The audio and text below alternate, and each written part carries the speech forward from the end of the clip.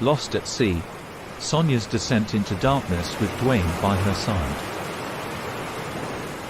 Dwayne and Sonia had been sailing for days. They were headed towards an island in the middle of the Pacific Ocean where they had planned to set up a research base for their company.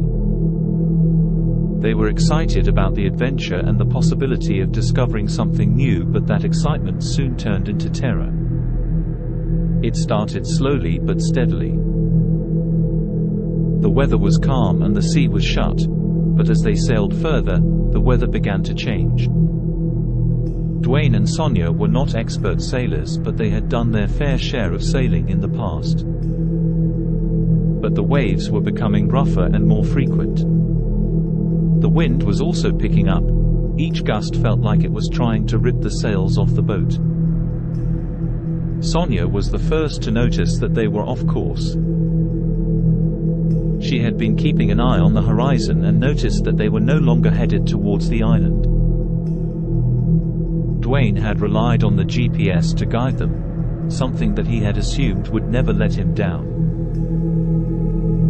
He quickly went to check the device and noticed that it had stopped working. The silence on the boat became oppressive, as they stared at each other with a mix of confusion and fear. Dwayne decided to use the compass and the stars to navigate, but the storm made it almost impossible. They were both drenched, cold and miserable. Their hope was fading fast as they watched their boat being tossed around like a toy. The wind howled like a banshee and the rain pelted them like needles. The roar of the waves was deafening and the pair had to shout to hear each other. This went on for hours as the storm raged on relentlessly. As the storm finally subsided, they found themselves in open water with no land in sight, totally lost at sea. Dwayne and Sonia had no idea where they were or which direction to go. They were stranded with a dwindling supply of food and water. They were beginning to lose hope, and as the days rolled by, they grew more and more desperate. Every moment that passed made it clear that they were not going to make it back to land on their own. Fear began to take over. Every sound in the night made them jump. Every ripple in the water made them paranoid that there was something lurking just beneath the surface. They both tried to reassure one another, but neither of them believed their own lies. It was a nightmare that they couldn't wake up from. As they floated aimlessly with no direction, the sun began to set on the horizon. The sky turned a deep shade of red, which was a contrast to the dark blue sea. It was beautiful in its own way, but to Dwayne and Sonia, it was just another reminder of their impending doom. That was when they first heard it. It was a sound they could hear over the waves, a low growling noise that sent chills down their spines.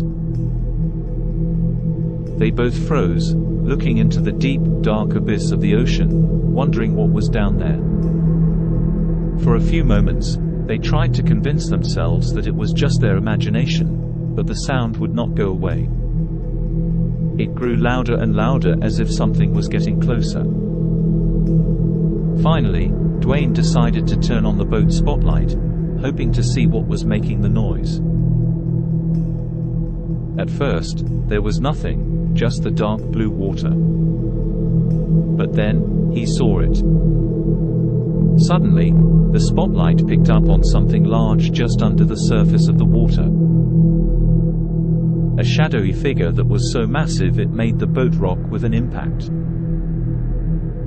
Sonia screamed as she saw the creature that they had disturbed. It was like nothing she had ever seen before, a colossal creature that was half whale, half squid. Its tentacles wrapped around the boat, tugging at it fiercely. The boat shook violently with each tug, and it became clear that the creature was determined to take them all down below the surface. Dwayne knew that there was no way they could outrun the creature, so he decided to take it head-on. He grabbed a harpoon from the storage compartment and tried to aim it at the beast. The creature roared in response, still dragging the boat down towards its underwater lair. Dwayne was able to throw the harpoon, but it was a futile attempt. It just glanced off the hard exterior of the creature's flesh. As the creature receded back into the depths of the ocean, for a moment, it felt like they had dodged a bullet, but their sighs of relief were short-lived. A sudden jolt shook the boat again, and they were thrown off balance.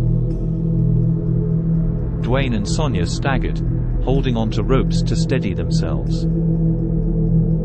That was when they realized that they had hit something large that was floating just under the surface of the water. It was softer than the creature, but it was unmistakably human. Dwayne realized too late that they were too far gone, too lost in the vast ocean. They hadn't stood a chance, and now both he and Sonia were trapped, held captive by the creature. It was the heaving, titanic body of a drowned sailor.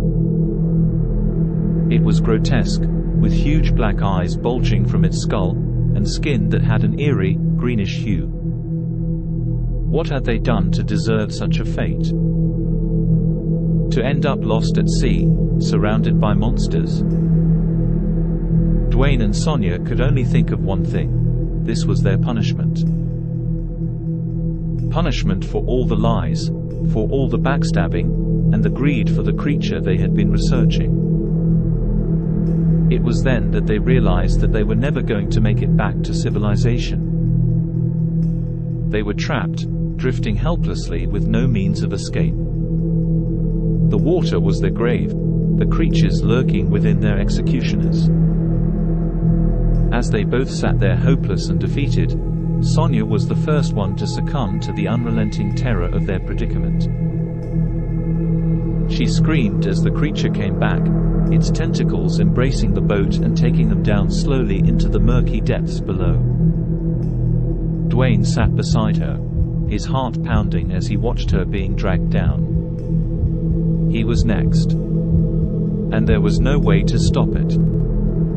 He sat there in terror as he felt the weight of the creatures on the boat. It was like a scene from a horror movie. The inescapable sound of the waves and the screams of the dying were his final soundtrack. That was how Dwayne died. Lost at sea, devoured by the creatures that lurked beneath the surface. He never made it to the island, never made it back home to his family. His legacy was nothing more than a cautionary tale about never taking nature for granted, and never thinking that you are always in control when the sea is concerned.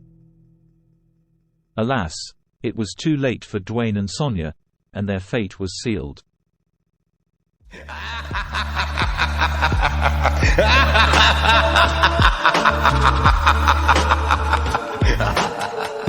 Thanks for watching.